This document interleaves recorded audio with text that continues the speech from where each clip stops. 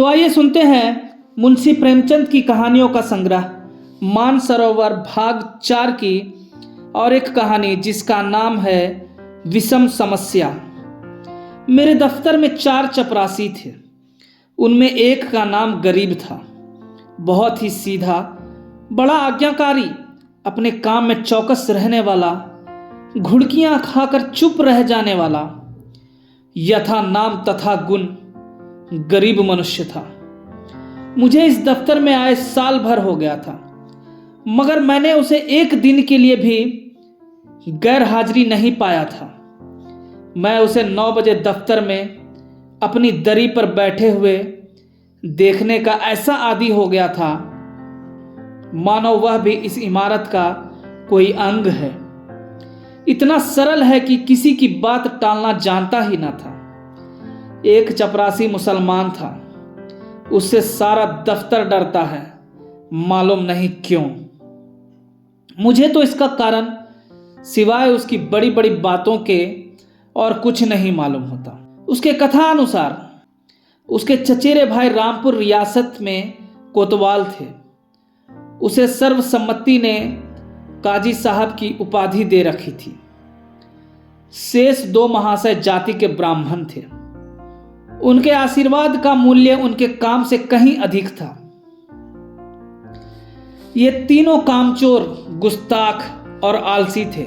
कोई छोटा सा भी काम करने को कहिए तो बिना नाक भौं सिकोड़े ना करते थे।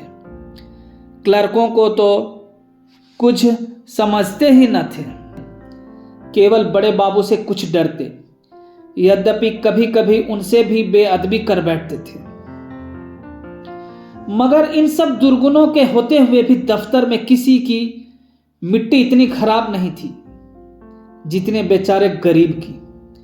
तरक्की का अवसर आता तो ये तीनों नंबर मार ले जाते। गरीब को कोई पूछता भी ना था और सब 10-10 रुपए पाते थे, पर बेचारा गरीब साथ पर ही पड़ा हुआ था। सुबह से शाम तक उसके पैर एक क्षण के लिए भी नहीं टिकते थे। यहां तक कि तीनों चपरासी भी उस पर क्रोध जताते और ऊपर की आमदनी में उसे कोई भाग न देते थे। इस पर भी दफ्तर के सब कर्मचारी से लेकर बड़े बाबू तक उससे चिढ़ते थे। उसको कितनी ही बार जुर्माना हो चुका था और डांट फटकार तो नित्य का व्यवहार था। इसका रहस्य मेरी समझ में कुछ नहीं आता था। मुझे उस पर दया आती थी और अपने बर्ताव से मैं यह दिखाना चाहता था कि उसका आदर मेरी दृष्टि में अन्य तीनों चपरासियों से कम नहीं है। यहां तक कि कई बार मैं उसके पीछे कर्मचारियों से भी लड़ चुका था। एक दिन बड़े बाबू ने गरीब से अपनी मेज साफ करने को कहा। वह तुरंत मेज साफ करने लगा।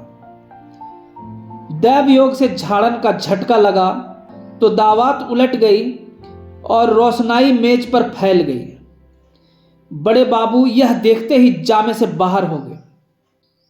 उसके दोनों कान पकड़कर खूब ऐंठे और भारतवर्ष की सभी प्रचलित भाषाओं से दुर्वचन चुन चुन कर उसे सुनाने लगे। बेचारा गरीब आंखों में आंसू भरे चुपचाप मूर्तिवत सुनता था, मानो उसने कोई हत्या कर डाली हो। मुझे बड़े बाबू का जरा सी बात पर इतना भयंकर रौद्र रूप धारण करना बुरा मालूम हुआ।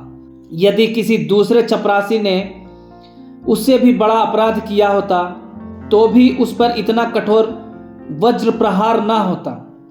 मैंने अंग्रेजी में कहा, बाबू साहब यह अन्याय कर रहे हैं।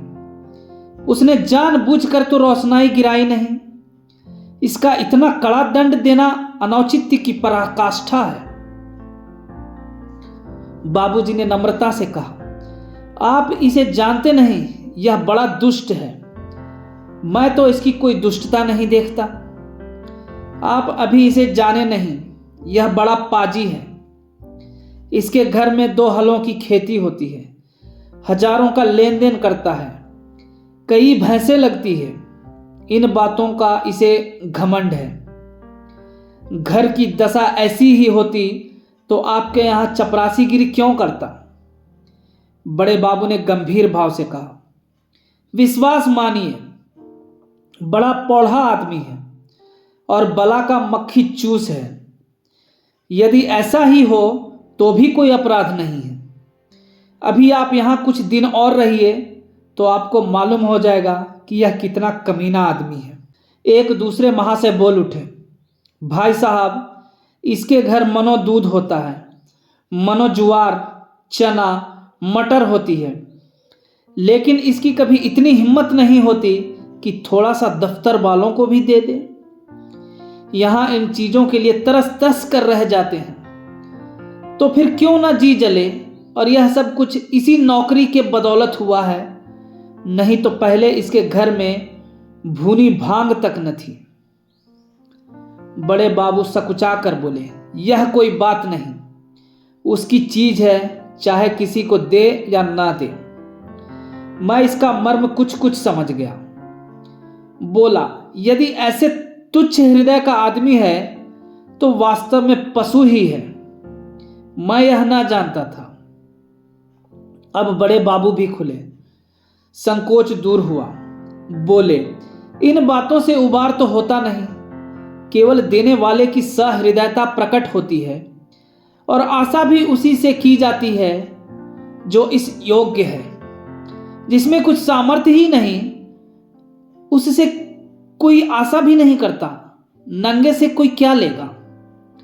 रहस्य खुल गया। बड़े बाबू ने सरल भाव से सारी अवस्था दर्शा दी। समृद्धि के शत्रु सब होते हैं, छोटे ही नहीं बड़े भी। हमारी ससुराल या ननिहाल दरिद्र हो तो हम उससे कोई आशा नहीं रखते, कदाचित हम उसे भूल जाते हैं, किंतु वे सामर्थ्यवान होकर हमें न पूछे, हमारे यहाँ तीज और चौथ न भेजें तो हमारे कलेजे पर सांप लौटने लगता है। हम अपने किसी निर्धन मित्र के पास जाएं तो उसके एक बीड़े पान ही पर संतुष्ट हो जाते हैं, पर ऐसा कौन मनुष्य है जो किसी धनी मित्र के घर से बिना जलपान किए हुए लौटे और सदा के लिए उसका तिरस्कार न करने लगे। सुदामा कृष्ण के घर से यदि निराश लौटते तो कदाचित वे उनके शिशुपाल और जरासंध से भी बड़े शत्रु होते। कई दिन पीछे मैंने गरीब से पूछा, क्यों जी, तुम्हारे घर कुछ खेती बाड़ी होती है? गरीब ने दीन भाव से कहा, हाँ सरकार, होती है। आपके 2 गुलाम हैं, वही करते हैं। मैंने पूछा, गाय भैंसें लगती हैं? हाँ हुजूर, 2 भैंसें लगती हैं। गाय अभी गाभीन है। आप लोगों की दया से पेट की रोटियां चल जाती है। दफ्तर के बाबू लोगों की भी कभी कुछ खातिर करते हो? गरीब ने दीनतापूर्ण आश्चर्य से कहा, हुजूर, मैं सरकार लोगों की क्या खातिर कर सकता हूं? खेती में जौ, चना, मक्का, जुवार, घास पात के सिवाय और क्या होता है? आप लोग राजा हैं, यह मोटी झोटी चीजें किस मुंह से आपको पेट भरूं? जी डरता है कि कहीं कोई डांट ना बैठे कि टके के आदमी की इतनी मजाल। इसी मारे बाबूजी भी हियाब नहीं पड़ता, नहीं तो दूध दही की कौन भी साथ थी। मुंह के लायक बीड़ा तो होना चाहिए। भला एक दिन कुछ लाके दो तो देखो लोग क्या कहते हैं। शहर में ये चीजें कहाँ मुयस्सर होती हैं। इन लोगों का जी भी तो कभी कभी मोटी झोटी चीजों पर चला करता है। जो सरकार कोई कुछ कहे तो कहीं साहब से शिकायत कर दे तो मैं कहीं का ना रहूं। इसका मेरा जिम्मा है। तुम्हें कोई कुछ ना कहेगा, कोई कुछ कहेगा भी तो मैं समझा दूंगा। हुजूर, आजकल तो मटर की फसल है और कोल्हू भी खड़े हो गए हैं। इसके सिवाय तो और कुछ भी नहीं है। बस तो यही चीजें लाओ। कुछ उल्टी सीधी पड़ी तो आप ही को संभालना पड़ेगा। दूसरे दिन गरीब आया तो उसके साथ 3 हृष्ट-पुष्ट युवक भी थे। 2 के सिरों पर 2 टोकरियां थी, उनमें मटर की फलियां भरी हुई थी। एक के सिर पर मटका था जिसमें ऊख का रस था। तीनों युवक ऊख का एक एक गट्ठा कांख में दबाए हुए थे। गरीब आकर चुपके से बरामदे के सामने पेड़ के नीचे खड़ा हो गया। दफ्तर में उसे आने का साहस नहीं होता था, मानो कोई अपराधी है। वृक्ष के नीचे खड़ा ही था कि इतने में दफ्तर के चपरासियों और अन्य कर्मचारियों ने उसे घेर लिया। कोई ऊख लेकर चूसने लगा, कई आदमी टोकरों पर टूट पड़े। इतने में बड़े बाबू भी दफ्तर आ पहुंचे। यह कौतुक देखकर उच्च स्वर से बोले, यह क्या भीड़ लगा रखी है, चलो अपना अपना काम देखो। मैंने जाकर उनके कान में कहा, गरीब अपने घर से यह सौगात लाया है, कुछ आप लीजिए, कुछ हम लोगों को बांट दीजिए। बड़े बाबू ने कृत्रिम क्रोध धारण करके कहा, क्यों गरीब, तुम यह चीजें यहां क्यों लाए? अभी लौटा ले जाओ, नहीं तो मैं अभी साहब से कह दूंगा। क्या हम लोगों को मरभूख समझ लिया? गरीब का रंग उड़ गया, थर-थर कांपने लगा, मुंह से एक शब्द भी नहीं निकला। मेरी ओर अपराधी नेत्रों से ताकने लगा। मैंने अपने ओर से क्षमा प्रार्थना की। बहुत कहने सुनने पर बाबू साहब राजी हुए। अब चीजों में से आधी अपने घर भिजवाई, आधी में अन्य लोगों के हिस्से लगाए। इस प्रकार यह अभिनय समाप्त हुआ। अब दफ्तर में गरीब का मान होने लगा। उसे नित्य घुड़कियां न मिलती, दिन भर दौड़ना न पड़ता, कर्मचारियों के व्यंग और अपने सहवर्गियों के कटु वाक्य न सुनने पड़ते। चपरासी लोग स्वयं उसका काम कर देते। उसके नाम में थोड़ा सा परिवर्तन हुआ।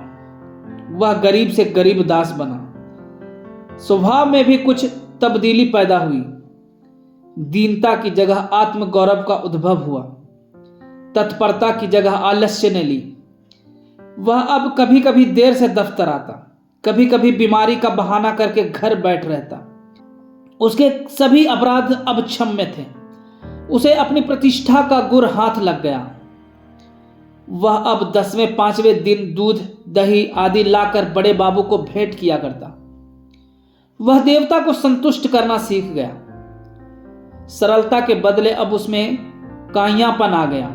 एक रोज बड़े बाबू ने उसे सरकारी फार्मों का पार्सल छुड़ाने के लिए स्टेशन भेजा।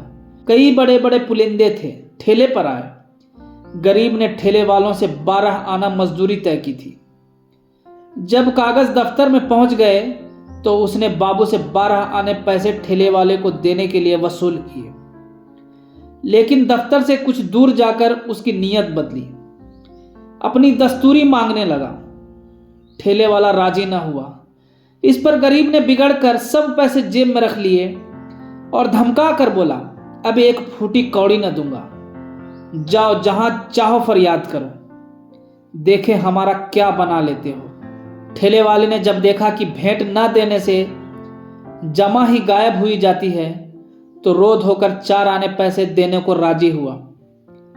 गरीब ने अठन्नी उसके हवाले की और 12 आने की रसीद लिखवा कर उसके अंगूठे का निशान लगवाए और रसीद दफ्तर में दाखिल हो गई। वह कौतूहल देखकर मैं दंग रह गया। यह वही गरीब है जो कई महीने पहले सत्यता और दीनता की मूर्ति था, जिसे कभी अन्य चपरासियों से भी अपने हिस्से की रकम मांगने का साहस न होता, दूसरों को खिलाना भी ना जानता था, खाने की जिक्र ही क्या। मुझे यह स्वभावांतर देखकर अत्यंत खेद हुआ। इसका उत्तरदायित्व किसके सिर था? मेरे सिर। मैंने उसे धूर्तता का पहला पाठ पढ़ाया था। मेरे चित्त में प्रश्न उठा, इस काइयापन से जो दूसरों का गला दबाता है, वह भोलापन क्या बुरा था? जो दूसरों का अन्याय सह लेता था, वह अशुभ मुहूर्त था जब उसे मैंने प्रतिष्ठा प्राप्ति का मार्ग दिखाया, क्योंकि वास्तव में वह उसके पतन का भयंकर मार्ग था। मैंने बाह्य प्रतिष्ठा पर उसकी आत्म प्रतिष्ठा का बलिदान कर दिया। धन्यवाद।